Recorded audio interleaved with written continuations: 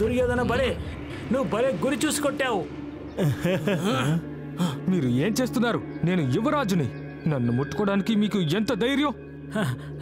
అరే, నేను మిమ్మల్ని చూసి చాలా సంతోషపడుతున్నాను కదా. దానికి మరి మీరెందుకు అలా ఉన్నారు?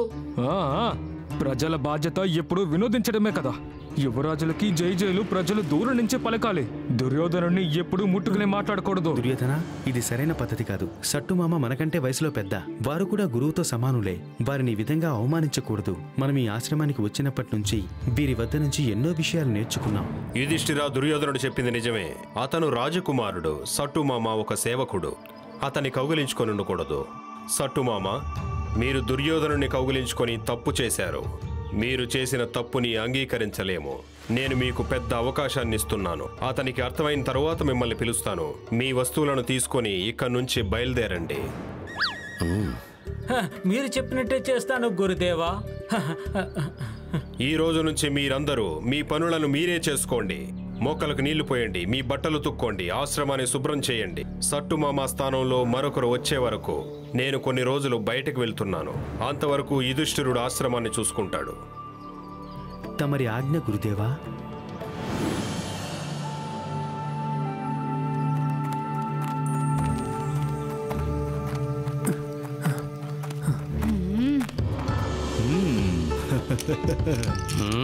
అల్లుళ్ళారా?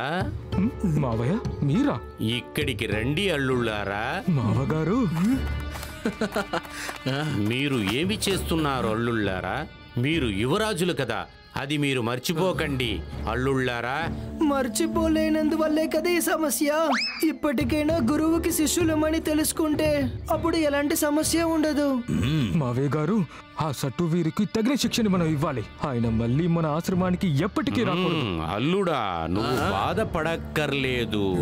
రాత్రిలోపు గురు ద్రోణాచార్యారు ఎవరినైనా పంపిస్తారు వారు. కానీ నేను సట్టుమామయ్యకి ఇచ్చే దండనని మాత్రం ఆయన ఎప్పుడు మర్చిపోడు. నేను ఒక పన్నాగం పన్నానంటే ఎవరూ దాన్ని అర్థం చేసుకోలేరు. నేను విసిరే వలలో చిక్కుకొని తికమకలైపోతారు.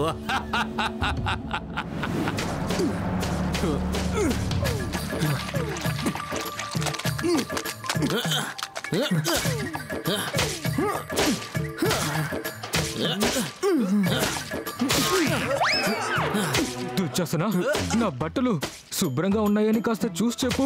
ఇవ్వు, నేను చూస్తాను యువరాజు. మీకు సేవ చేయడానికి ఈ సేవకుడు ఉన్నాడు కదా. హస్తినాపురు యువరాజా, బట్టల్ని ఉతకాలి, చింపకూడదు.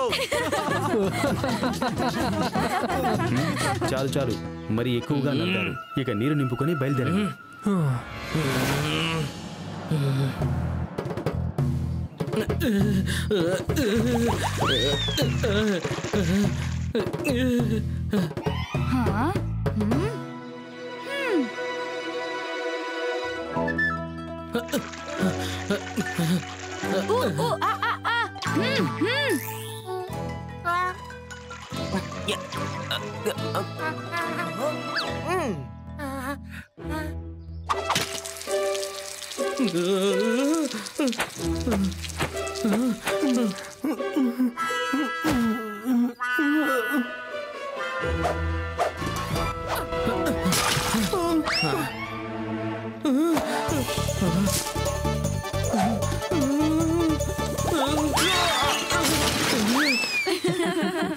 నీకు నాకుండానే దొరికాయా?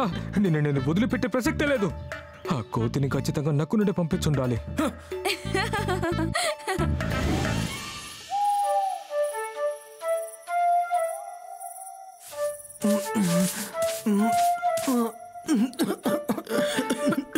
అన్నయ్య, మీరు పని మనిషి అయిపోయారు. రాజులా ఉండే మీరు పని మనిషి అయిపోయారు.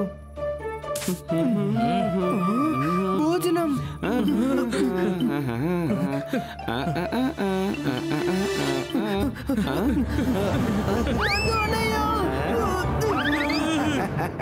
లేదు లేదు లేదు లేదు, క్షమించండి యువరాజా. నీళ్లు ఖాళీ అయిపోయాయి. ఎవరు నీటిని తీసుకువస్తారో వారికే భోజనం. ఈ రోజు ఆశ్రమంలో నీరు లేదు. కాబట్టి పళ్ళు తినండి. నేను మీ గదిలో ఉంచాను.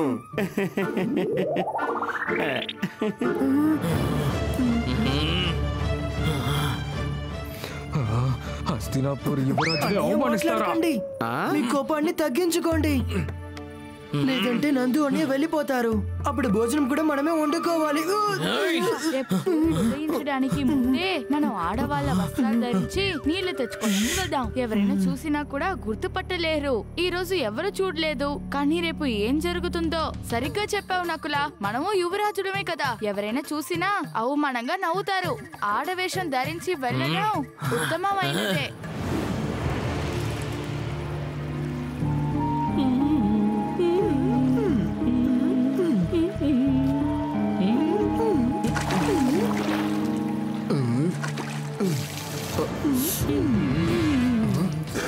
ఎవరది?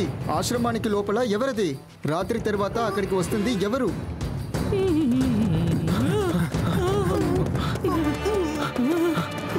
ఆగండి, ఆగండి.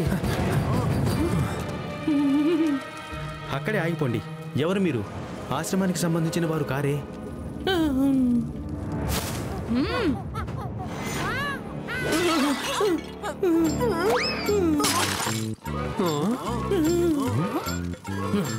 ఇది నకునుడు పని అయ్యుంటుంది.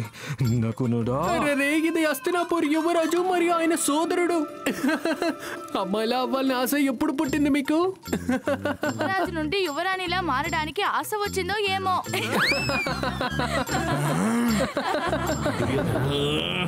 సత్తు మామయ్యని వెంటనే క్షమాపణ అడిగి ఆయన్ని ఇక్కడికి తీసుకొని రా.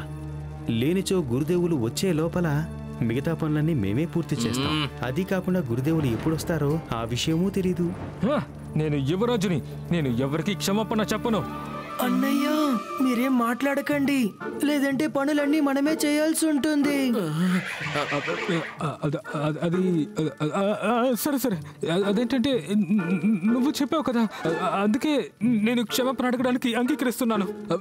అది నా కోసం కాదు, మీ అందరి కోసం చెప్తున్నాను. పైగా నేను మీరు కష్టపడడం అసలు చూడలేకపోతున్నాను. సట్టుమామని కొండ రాక్షసులు తీసుకెళ్లారని నేను విన్నాను. ఆయన ఇప్పుడు కొండపైన ఉన్నారు కదా.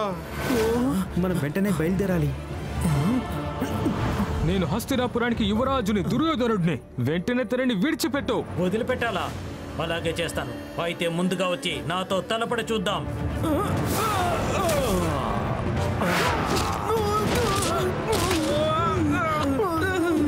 మమ్మల్ని ఎందుకు కొడుతున్నారు? మేము యువరాజులం. మాకు ఏ యువరాజు కూడా తెలియదు, కానీ మాకు శకుని మహారాజే చెప్పారు అతన్ని అంతం చేసేయమని. నువ్వు సట్టు మావయ్యని వదలకపోతే మేము నిన్ను వదిలిపెట్టము.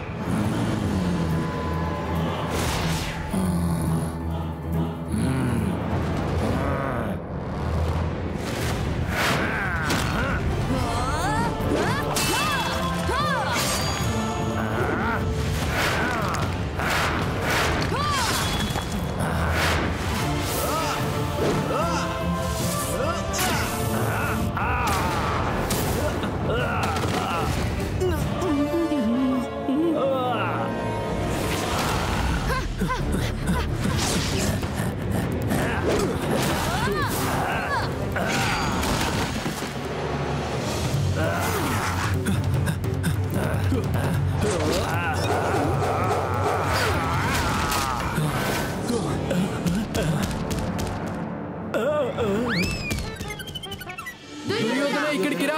సట్టు మావయ్య దగ్గర నువ్వు క్షమాపణ అడుగుతానని అన్నావు కదా. సట్టు మావయ్య గారు, మమ్మల్ని క్షమించండి. తిరిగి రండి. మీరు లేకుండా మేము ఒక్కరోజు కూడా జీవించలేము. దుర్యోధన, ఇప్పుడు నీకు అర్థమైందా? ప్రతి ఒక్కరిని గౌరవించాలి, ప్రతి పనిని గౌరవించాలి, ప్రతి దాని నుంచి మనం నేర్చుకోవాలి. నువ్వేం నేర్చుకున్నావు?